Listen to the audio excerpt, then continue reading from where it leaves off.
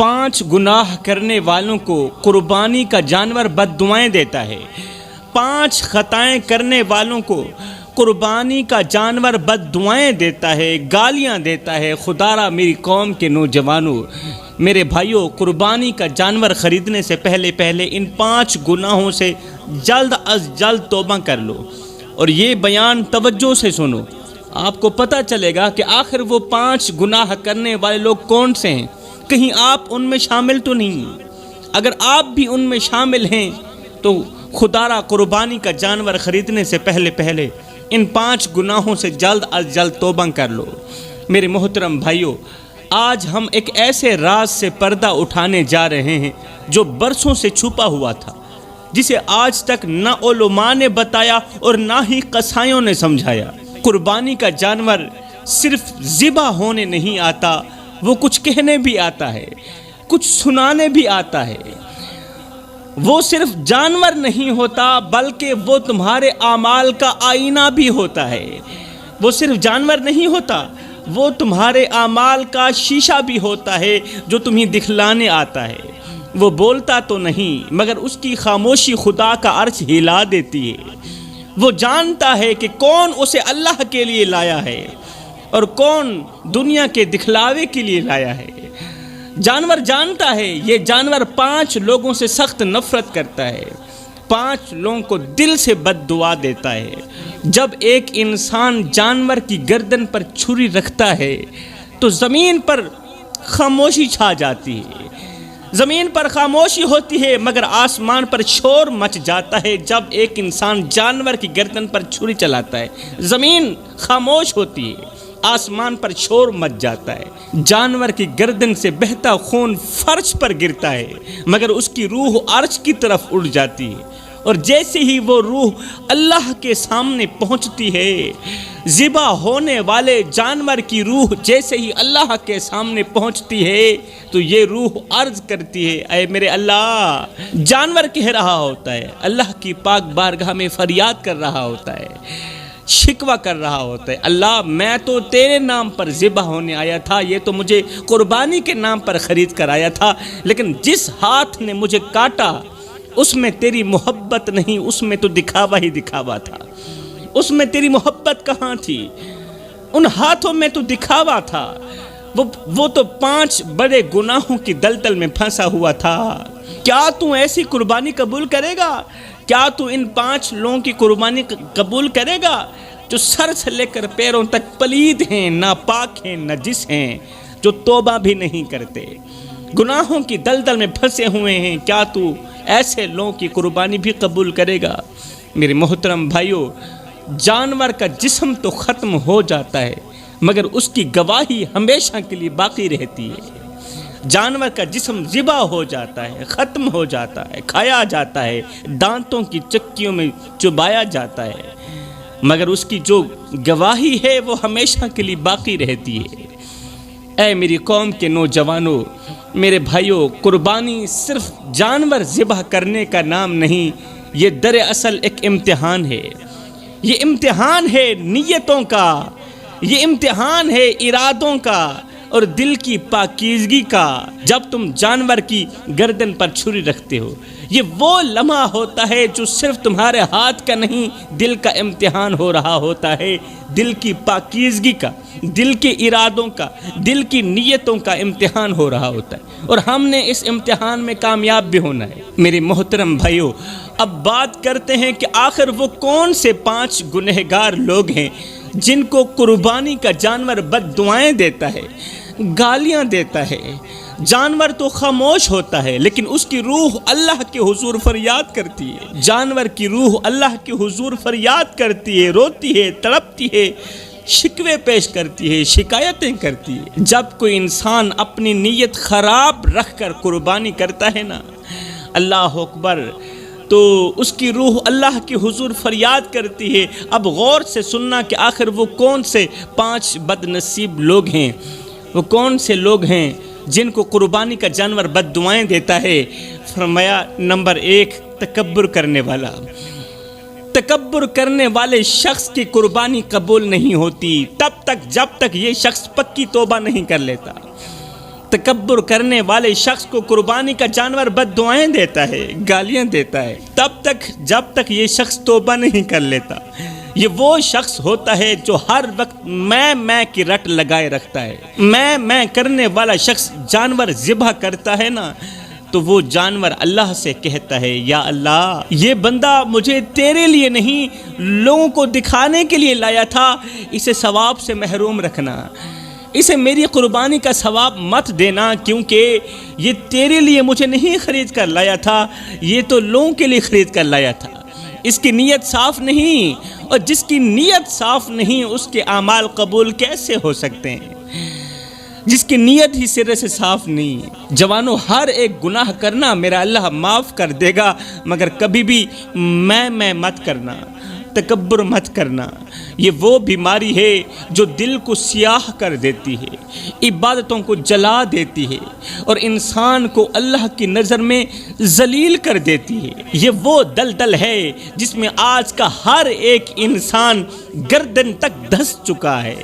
کیوں دھنس چکا ہے؟ اس لیے کہ اسے اپنا لباس دکھانا ہے، اپنی گاڑی دکھانی ہے، اپنا گھر دکھانا ہے، اپنی قربانی دکھانی ہے۔ سب کچھ دنیا کو دکھا دیا، جتنا کچھ تھا سب کچھ دنیا کو دکھا دیا، اللہ کو دکھانے کے لیے کچھ بھی نہیں بچا۔ میرے محترم بھائیوں، جو انسان تکبر کرتا ہے نا، وہ دراصل رب سے مقابلہ کر رہا ہوتا ہے، کیونکہ تکبر تو صرف اللہ کو ہی زیب دیتا ہے، بندے کو زیب نہیں دیتا۔ یہاں پر میں تمہیں ایک عبرتناک واقعہ سنانا لازم سمجھوں گا، ضروری سمجھوں گا۔ اگر آپ لوگ یہ عبرتناک واقعہ ایک بار سن لیتے ہو نا، تو تکبر جڑ سے ختم کر دو گے انشاءاللہ، آج ہی توبہ کرو گے۔ جوانوں، رات کی تاریکی میں ایک جنازہ قبرستان کی طرف بڑھ رہا تھا، مگر حیرت کی بات یہ تھی کہ جنازے کے پیچھے صرف 3 لوگ تھے۔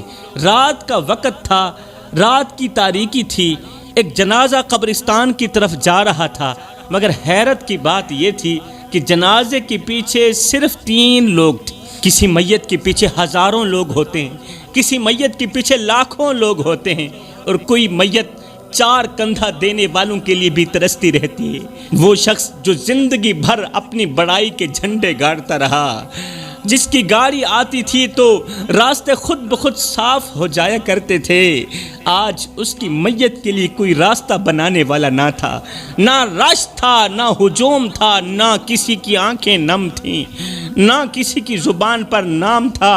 ساری زندگی وہ لوگوں کو لباس سے تولتا رہا، مگر آج کفن ایک جیسا، مٹی ایک جیسی لمبی گاڑی دروازے پر ہی کھڑی رہی۔ آج نمبردار کا جنازہ تو جا رہا ہے، مگر جنازہ پڑھنے والا کوئی نہیں، 3 لوگوں کے سوا چوتھا بندہ نہیں۔ وہ شخص جس نے زندگی بھر لوگوں کو حقیر جانا، اپنی دولت، شہرت اور قربانیوں پر فخر کرتا رہا، آج اپنی ہی لاش کے لیے کندھا دینے والوں کے لیے ترس رہا تھا۔ آج مٹی اس کے اوپر تھوک رہی تھی، کفن گیلا ہو رہا تھا، زمین سخت ہو گئی تھی، اور جب قبر میں رکھا گیا تو مٹی خود سے جدا ہونے لگی۔ اب آگے کی کہانی سنیے۔ چند لوگ قبرستان میں کھڑے اس امیر شخص کی تدفین کر رہے تھے، اتنے میں ایک فقیر اللہ والے کا وہاں سے گزر ہوا۔ اللہ والا وہاں سے گزرا، اللہ والے نے جب مرنے والے کا چہرہ دیکھا تو کہنے لگا، یہ وہی ہے نا جو کل تک کہتا تھا کہ میرے بغیر دنیا کا نظام نہیں چلے گا، جو کل تک کہتا تھا کہ میرے بغیر دنیا کا نظام رک جائے گا، نہیں چلے گا۔ پھر فقیر آگے بڑھا، قبر کے کنارے کھڑے ہو کر آہستہ بولا، او مرنے والے، سب کچھ کر لیا تو نے، دولت جمع کی، محل بنائے، عزت خریدی، مگر افسوس ایک چیز نہ خرید سکا، اور وہ چیز تھی عاجزی، اور یہی وہ چیز تھی جو تیرا رب مانگتا تھا۔ انسان کے پاس عبادت ہے، عبادتوں کے انبار ہیں، نیکیوں کے انبار ہیں، اگر اس کے اندر عاجزی نہیں ہے تو اس کے پاس کچھ بھی نہیں ہے۔ پھر آگے کیا ہوا؟ یہ فقیر سب لوگوں کو مخاطب کر کے کہنے لگا، لوگو، میں بھی اس امیر کے دروازے پر گیا تھا، میرے بچے بھوک سے بلک رہے تھے، اور اس کے محل کے کتے بھی دودھ پی رہے تھے، میں نے صرف اتنا کہا تھا کہ اللہ کے نام پر مجھے کچھ دے دو، میرے بچے 3 دن کے بھوکے ہیں، مجھے کچھ دے دو۔ اس نے مجھے بجائے میری خدمت کرنے کے مجھے دھکے دے کر گھر سے باہر نکال دیا۔ آج دیکھو اس کے غرور کی سزا اسے کیسے مل رہی ہے۔ جنازہ پڑھنے والا کوئی نہیں ہے، آج دیکھو اس کے غرور کی سزا اسے مل چکی ہے۔ اس کے تکبر کی وجہ سے، اس کی میں کی وجہ سے لوگ اس سے اس قدر نفرت کر چکے ہیں کہ کوئی بھی اس کا جنازہ پڑھنا گوارا نہیں کرتا۔ نہ جسم تیرا نہ جان تیری، اے ترکا رب رحمان رہے، اُن حکم بغیر تو بے وس ہیں، اے فیصلہ پڑھ قرآن رہے، او میرے جسم تے میری مرضی ہے، اے وہم گمان انسان رہے، او تیری روح شاکر مالک دی، تیرا ڈھانچہ قبرستان رہے۔ پھر فقیر نے کہا لوگو سب کچھ کرنا، محل بنانا، دولت کمانا، مگر تکبر مت کرنا، کیونکہ جس نے تکبر کیا وہ رب کی نظر سے گر گیا، اور جو رب کی نظر سے گرا پھر ساری دنیا مل کر بھی اسے اٹھانا چاہے تو نہیں اٹھا سکتی۔ جو شخص رب کی نظر سے گر گیا ہے پھر وہ کبھی اٹھ نہیں سکتا۔ تو فرمایا تکبر کرنے والے شخص کی قربانی بھی قبول نہیں ہوتی تب تک جب تک وہ شخص توبہ نہیں کر لیتا، اور ایسے شخص کو قربانی کا جانور بد دعائیں دیتا ہے، گالیاں دیتا ہے۔ اب بات کرتے ہیں دوسرے شخص جس کو قربانی کا جانور بد دعائیں دیتا ہے، گالیاں دیتا ہے، اور فرشتے ایسے شخص پر افسوس کرتے ہیں، یہ وہ شخص ہے جو دوسروں کا دل دکھاتا ہے۔ جوانوں، کسی کا دل دکھانے والے شخص کی قربانی قبول نہیں ہوتی۔ جو شخص کسی کا دل دکھاتا ہے نا، بار بار دلوں پر ہی وار کرتا ہے نا، جب یہ شخص قربانی کے لیے جانور خریدتا ہے، اللہ کے نام پر قربان کرنے کے لیے جانور خریدتا ہے، تو یہ جانور اسے بد دعائیں دیتا ہے، اسے گالیاں دیتا ہے، اور اللہ کے حضور فریادیں پیش کرتا ہے کہ یا اللہ یہ مجھے کس نیت سے لے کے آیا تھا، اور اس کا اندر تو سارا کا سارا ناپاک ہے، اس کا اندر تو سارا کا سارا گندا ہوا پڑا ہے۔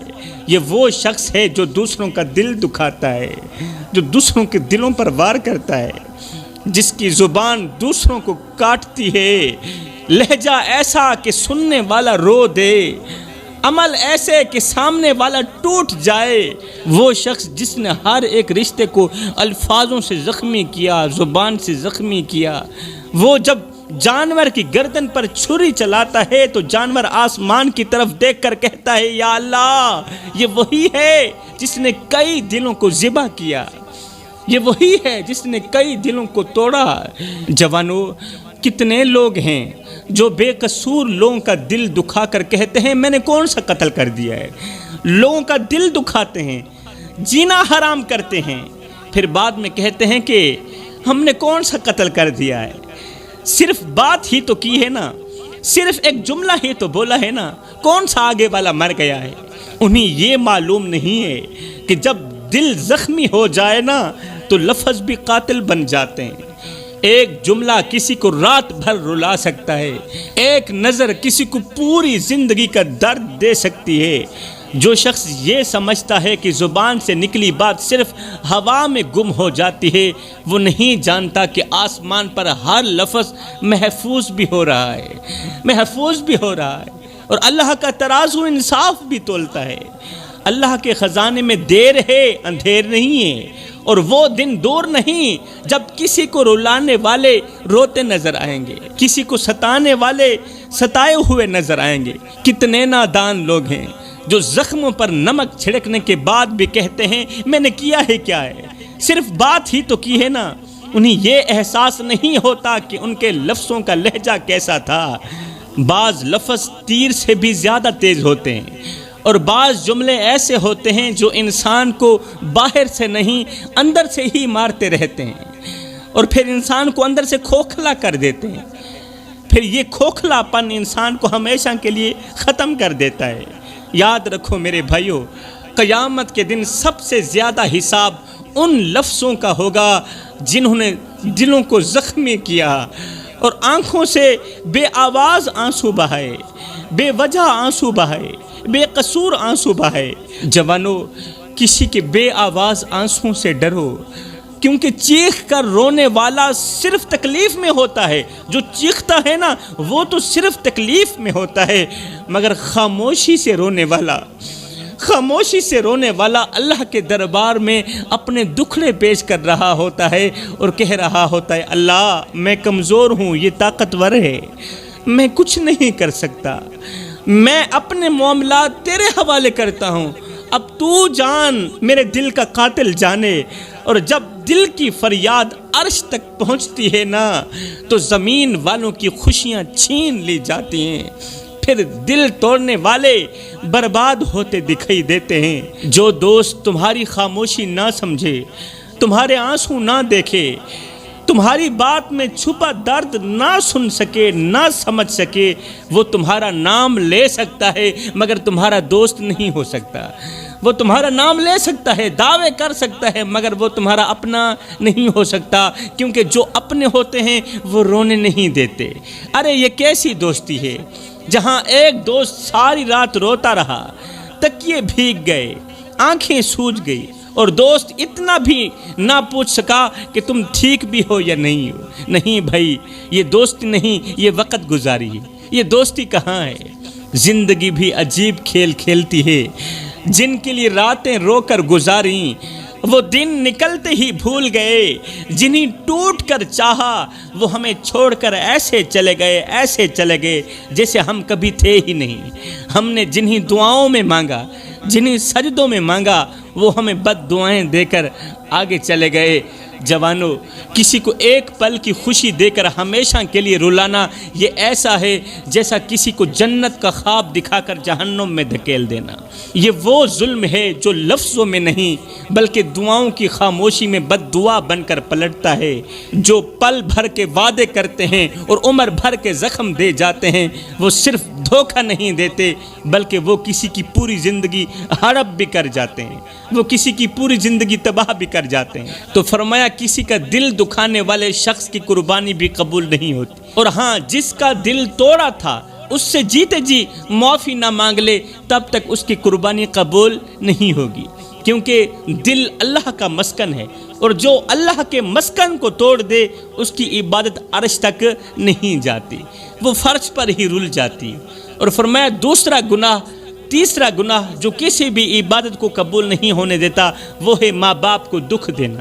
جو لوگ والدین کو رلاتے ہیں، والدین کا جینا حرام کر دیتے ہیں، افسوس ان لوگوں پر جو اپنی غیرت دشمنوں پر نہیں ماں باپ پر دکھاتے ہیں، جو غصہ باہر نہیں اپنے گھر کے در و دیوار پر اتارتے ہیں، جو دنیا کے سامنے جھک جاتے ہیں مگر ماں باپ کے سامنے اکڑ جاتے ہیں، اور پھر یہ سمجھتے ہیں کہ ان کی دعائیں بھی قبول ہوں گی، ہماری عبادتیں بھی قبول ہو جائیں گی، ہماری قربانیاں بھی قبول ہو جائیں گی۔ نہیں بھائی، جس گھر میں ماں کی آہ ہو، ماں کے آنسو ہوں، باپ کی آنکھوں میں نمی ہو، اس گھر میں سکون نہیں اترتا، رزق رک جاتا ہے، اور دعاؤں کے دروازے تو ویسے ہی بند ہو جاتے ہیں، اس گھر کی قربانی قبول نہیں ہوتی۔